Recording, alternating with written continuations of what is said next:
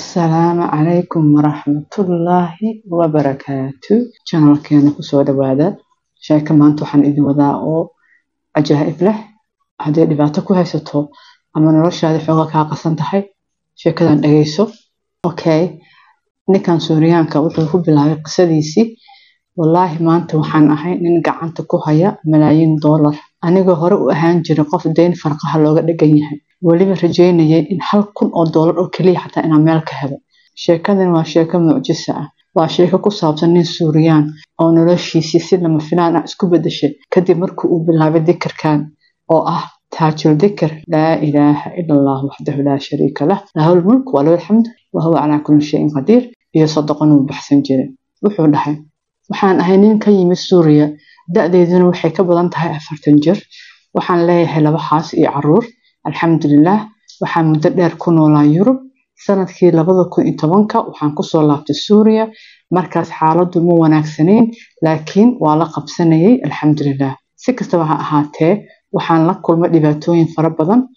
Aniga personal ahaan, deyn, walaac joogto ah, xaalado adag oo isdaba jooga oo aan kala dhammaanayn. Meel kasta u jeestaba dhibaato ay hortaale.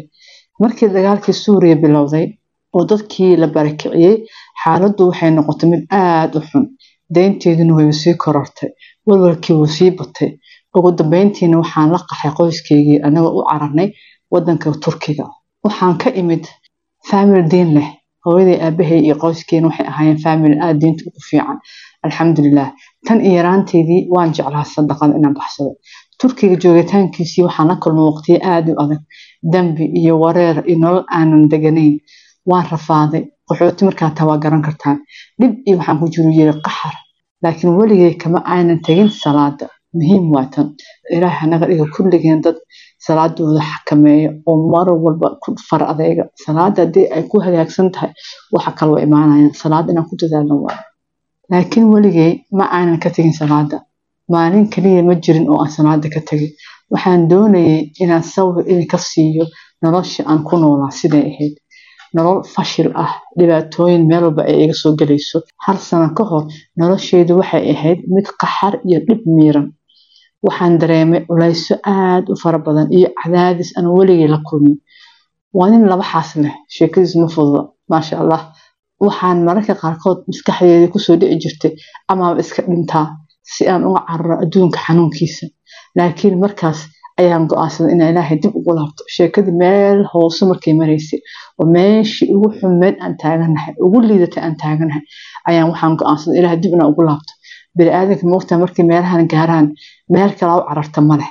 Laakiin hadday ogaan lahaayeen inaaba meeshii ugu hooseysa inaad gaartid maba ahaba. mar kasta adigoo fiican, adigoo faraxsan, adigoo qaraacsan, adigoo dhibaataysan, adigoo wax kasta ku haysto, adigoo aad u faraxsan, mar walba Ilaahay ku xiro. noloshaada waad iska raaxaysanaysaa, wallahi raaxa ku jiraysaa. taas been ma aha.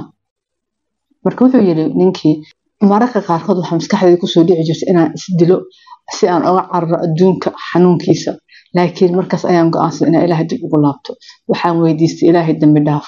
waayo Ilaahay waa Ghafuur Rahiim oo Allah weyn oo waaxid ah. Anigana waxaan ahay qof adoon ah oo daciif ah. 1 sano ka hor ayay bilaabatay safarkaygii oo Ilaahay u jeesanayay. Waxaan bilaabay inaan si joogto ah u tukado oo soomo, salaadana sunnaha tukado, dhikarkana sida joogtada u sameeyo sida istighfaar, tahliil, tahmiid, xawqala iyo salawaat. qaar ka mid ah ballanqaadadeedu waaweynaa waxay ahayd inaan ka tagin salaatu witr. xitaa hal habeen inaan ka tagin salaatu witr ayaa waxay ahayd ballantii Ilaahay ka qaaday.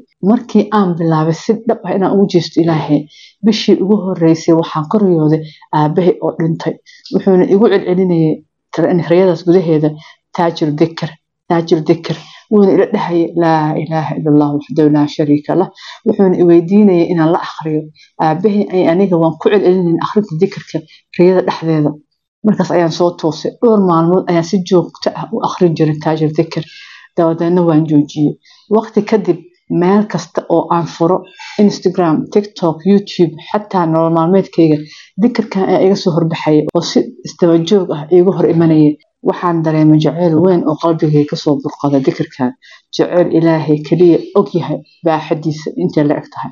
wallaahi waxaan u arkay taajul dhikr inuu yahay furaha dhammaan dhibaatooyinkayga oo dhan. waxaan rajaynayaa inuu sidoo kale ajir weyn aakhira aan ku helo adduunba. waxaan si dhab ah ugu dhaganaaday taajul dhikr laa ilaaha ila allah wahdahu laa shariika lah lahu lmulk walahu alxamd wahuwa calaa kulli shayin qadiir. anigoo tirooyin kala duwan ku celcelinayo iyadoo aan dikriyo kale ee la socdaan xataa kuwii kale waan iska wada dhinac waan ka wada laakiin dikirkan ayaa aad u xoojinaya. markaas habeen ayaan ku riyooday riyo aad u qurux badan oo si fasiix ah u arkayay riyadaas. waxaan arkay waxyaab leh. waxaan isweydiiyey ma dikirkan baa iga saari kara dhammaan dhibaatooyinkayga oo dhan. 2 ama 3 maalmood kadib waxaa isoo wacay qof aanan la hadlin oona arkin muddo 15 sano. nambarkayga meeshuu kasoo helay xataa ma garanayo iyo wuxuu iisoo wacay xataa ma garanayo. wicitaankaas wuxuu ahaa bilowgii isbedelkayga mucjisada ahayd oo nolosheeda soo wajahday. ninkaas wuxuu iisoo bandhigay shaqo dhanka guryaha real estate anigoo weligay aan hore uga shaqaynin dhinacaaneed oo real estate-ka guryaha waxna ka aqoonin guryo dhisid ama guryo gadid. markii aan u sheegay wuu ku adkaystay inaan ahay qofkii uu u baahnaa. ninkan waa nin Yurub deganaa muddo 30 sano ka badan. qof waxaan aqoon u leh wuu heli karay laakiin anigu ayuu rabay inaan la shaqeeyo qof degan Turkiga jooga inaan qofkaas la shaqeeyo kaasoo mashruuc weyn meesha ku wada. maalmo gudahood waxaan bilaabay inaan maamulo mashruuc ballaaran. ninkiina wuxuu i weydiiyey meeshuu lacagta mushaharka igu soo shubi lahaa. marka hore wuxuu ii soo diray $135,000 si aan shaqada ugu bilaabo mushaharkaygan ay ku jirto. muddo bil gudaheed ayay lacagtii sii korortay. waxay gaartay xisaab aan weligay ku riyoon. inaan sii faahfaahiyo ma rabo maxaa yeelay ma bii aaminaysaanba sida ilaahay iigu nimceeyey iyo sida xawliga ee nolosheeda isku bedeshay. waxaan ka cabsanaa in aad beensataan. wallaahi maanta waxaan leeyahay gawaarida ugu qaalisan 3 guri oo waaweyn nolol raaxo leh wax dayn ahna laguma laha. taas iska badaaye maba garanayaba inta qof oo dayn aan ku leeyahay. waxaa Allah nolosheedii ka bedelay qof $1,000 xataa meelay ka barbari jiray oo deymo u raadin jiray. haddana lacag malaayiin kor u dhaafaysa ayaan maamulaa.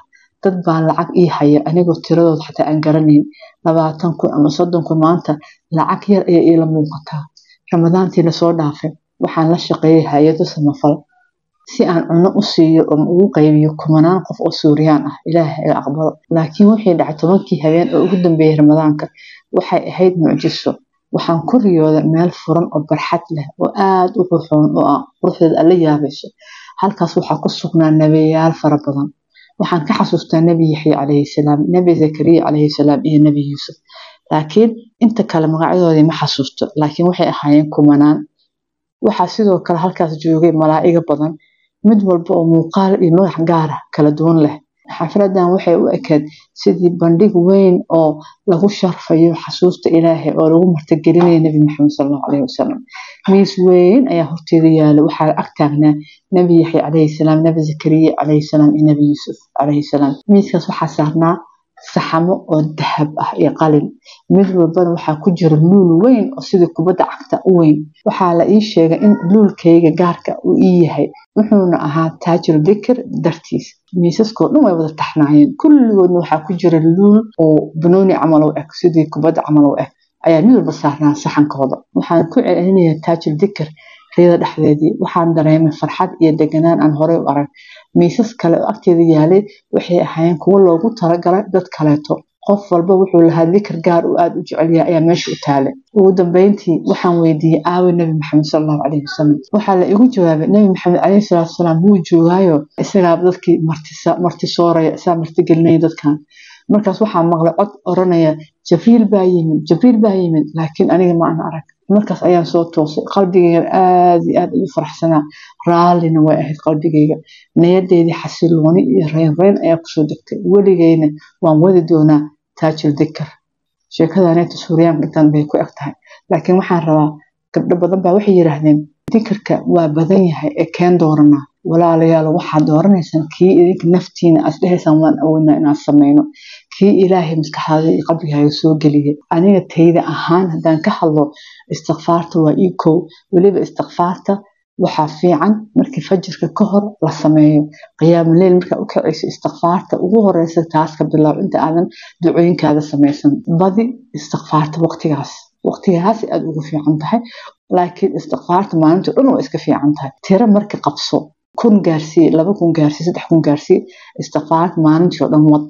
markaa samaysid dan ku dar sida salawaadka ama taajul dhikr ama laa xawla walaa quwwata illaa billaah oo waxa ku dartaa kul xasbina wa ni'mal wakiil laa ilaaha illaa anta subhaanaka innii kuntu minadh dhaalimiin waxa aad rabtid oo dhikr ah ku dar markaa ku darto intaas markaa ku darto dan xataa waxaan maqlay oh my god waxaan rabaa inaan idin sheego muxaadaro cajaa'ib aan dhageysto maalintaas maybe waa ogtiina dhici karto barakada ee leedahay suuratul ikhlaas inaqul huwallahu axad suuradaas sheekh baa wuxuu yiri aniga nolosheeda ku dhacday sida noloshiisii barakadii u barakoodi wuxuu yiri gaaska isticmaali jiray hal week waxaa isticmaalaa yiri hal bil hadda waxaan wuxuu yiri lacagta igu bixi jirtuu yiri in yar aan haysano intii way isu ka gaarayso dhax waa nolosheeda ilaahay aad ugu barakeeyay maalin kasta oo akhrinayo yiri suuratul ikhlaas suuratul ikhlaas xataa waa iska akhriyaa aniga wixii aan maqlaba waa iska akhriyaa heer waxaan gaaray xataa aan waxyaalihii aan daawan jiray filmaantii aan daawan jiray even muxaadarooyinka markood aan daawan jiray inaan iska joojiyo maxaa yeelay jaanis waana jaaniskan ka faa'iideyso waqtiga ka dhumin waa jaanis akhri leh dhikirkan akhri kan akhri marka ma weynaysid waqti wallahi ma weynaysid laakiin laba dhikri ku dhig laba dhikri wat hal bil wad laba bil wad saddex bil wad hadana dhikr kala bilaab sidoo kale sameey ilaahay istighfar mar walba hay maamina taas ay kula talin lahaa insha Allah marka insha Allah khayran suuqnahay wa salaamu alaykum wa rahmatullahi wa barakaatuh